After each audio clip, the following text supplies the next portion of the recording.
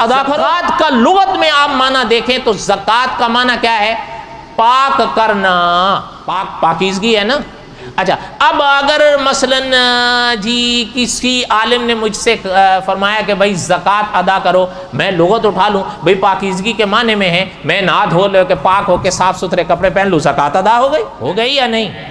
दुनिया का कोई आलिम नहीं कहेगा कि ज़कात हो गई, इसलिए कि वो आप मुझसे कहें कि भाई ज़कात, मैं कहूँ हजरत मैं शैम्पू और साबुन के साथ नहाया हूँ, एक के बजाय 3 बार नहाया हूं, तो वो कहेंगे भाई ये पाकीज़गी का माना लुगत से कह रहे हो, यहां पर इस्तिलाही माना मुराद ये है कि जब माल पर निसाब पूरा हो जाए और तीनों शराइत जो ज़कात की हैं वो अदा हो जाएं, पूरी हो जाएं, तो फिर उसके बाद 2.5% अपने माल का हिस्सा निकाल कर गरीब गुरबा मुस्तहकीन को अदा करो, अब ज़कात अदा हो।